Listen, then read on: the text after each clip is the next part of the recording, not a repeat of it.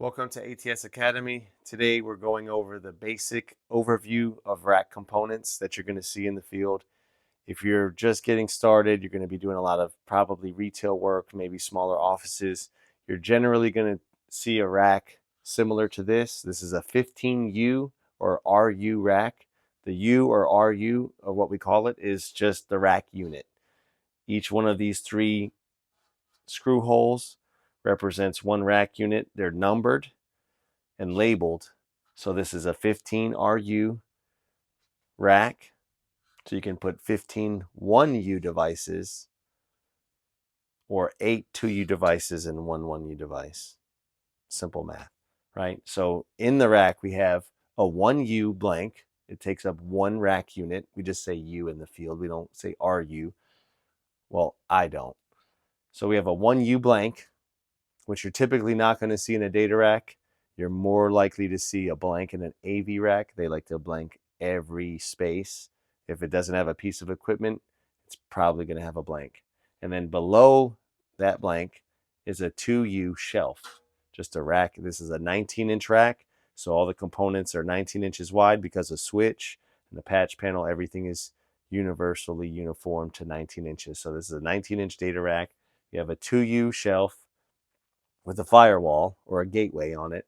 Below that, we have a 1U patch panel with our jacks. You can see we have 3 jacks in here. Then we have a 1U wire manager.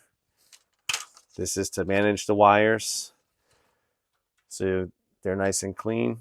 If you didn't have a wire manager, you would have a 5-foot cable dangling. We've all seen messy racks that look like spaghetti, so we don't want that. We put wire managers in to hide the mess, keep things nice and clean and neat and organized. So you have 2 of the cables going to the wire manager, and then you have a different kind of configuration you can do. This is just a 1-foot patch cable. If you're not into wire management, some people don't like them. Some people think they're bulky, or for whatever reason, you just want to simplify your rack, or maybe you don't have space.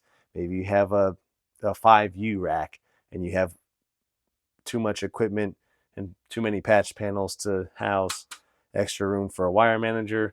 You just want like a 1-foot configuration. There's multiple ways you can build out your rack. Below that is our 48 port switch. The switch is where all the network traffic talks to each other. This is the main port. Your laptop or your desktop or your TV or whatever you have, whatever network device you have that plugs into a wall plate, has a cable that runs back and needs to connect to the switch. You can have your computer talking to the printer, computers talking to each other, sending information. All that happens at the switch layer. But in order to get out to the internet world, or to what we call the WAN, that's where we have your firewall or your gateway, and then that goes out to your NID or your network interface device provided by, whether it be Spectrum, AT&T, whoever's providing the internet circuit is going to offer you a handoff point at the demarcation. They're going to have a NID or a network interface. Could be a modem, could be another switch looking piece of gear, but they're going to deliver a circuit there that comes in to your gateway on the WAN port, because outside is the WAN, the wide area network.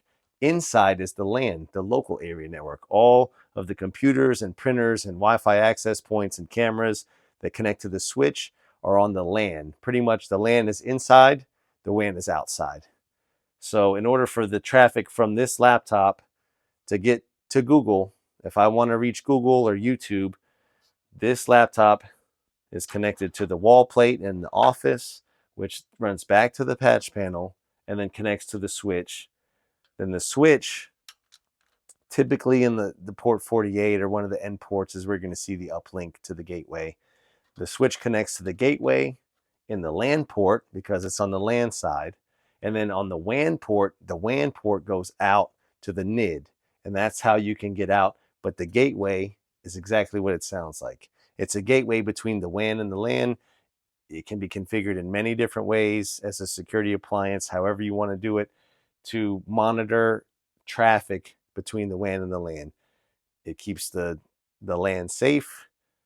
and keeps everybody protected. So that's the basic flow of network traffic through a basic setup like you're going to see typically in retail spaces, restaurants, small offices.